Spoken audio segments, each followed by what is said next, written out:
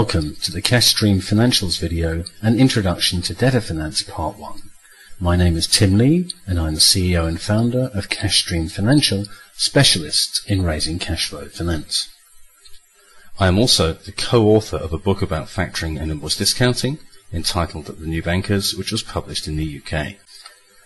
You might be interested to know this video is part of a series of videos relating to commercial finance which are available to view in the Learning Centre of our website cashstream.com.au. So let's get started. What exactly is debtor finance? Many people have called debtor finance many things over the years, and to be honest, some of them not very complimentary. In an attempt to remove the stigma that was associated with factoring in its early days, mainly in the 1970s and 80s, the industry worldwide has tried changing the name to invoice finance, cash flow finance, through to receivables finance and invoice discounting. Whatever name is used, it is essentially the provision of finance against the business-to-business invoices of a company. So how does it work? Debtor finance is essentially very simple. A company raises its invoices to its customers in the normal way. Details of the invoices are sent to the financier. After assessing the invoices, up to 90% of the value of the invoices is released, usually on the same day. Then the customer pays the invoice, usually after around 55 days on average, either to the financier directly in the case of factoring or to a separate trust account in the case of invoice discounting. The debtor financier then returns the remaining 10% of the invoice value funded up front to the company, less their charges, of course. It is almost as if a company is borrowing its own money. So let's look at the facilities available in the marketplace. The various facilities available depend upon the risks of your business and the quality of the security being offered, in other words, the nature of the invoices.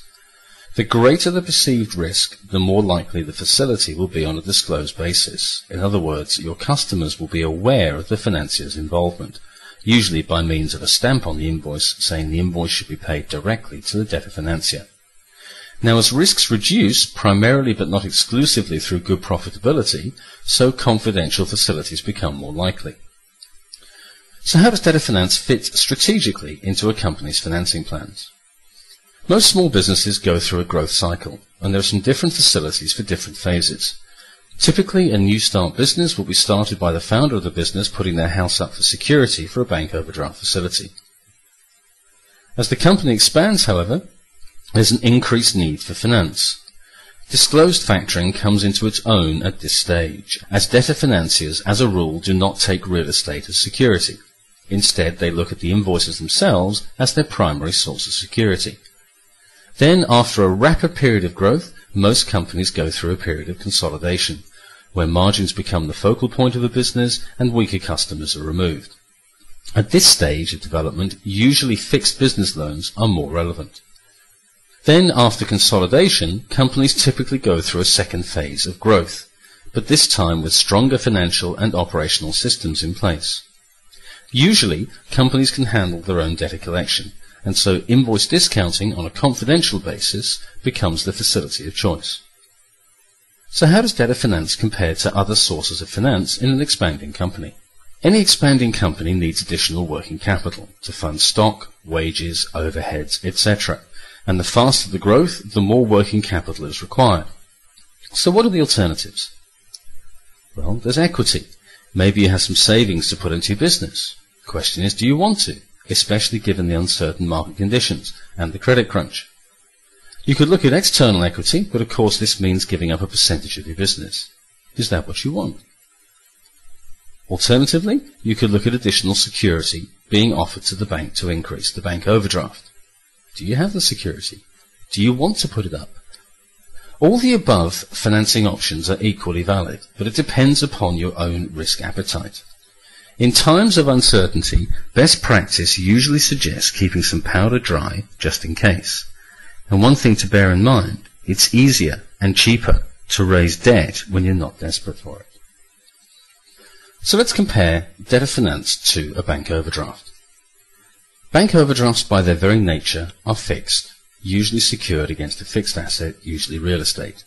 But growing companies need additional capital.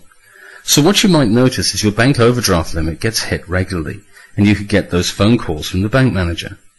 Often there is a core level of borrowing being seen, usually very close to the overdraft limit. With debtor finance, on the other hand, as soon as you raise an invoice, you get cash, up to 90% of the face value of the invoices, usually within 24 hours. So the more you sell, the more your finance facility grows with you. Of course, the opposite also occurs if your sales fall, so a little caution is sometimes required, and it's usually best practice to have some form of working overdraft facility, just in case. Let's just summarize the difference between debtor finance and a bank overdraft.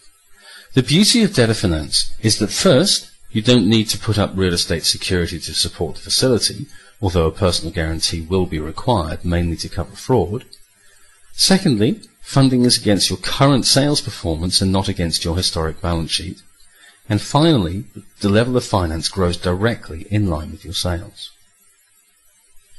This video continues on in Section 2, an Introduction to Debtor Finance, Part 2.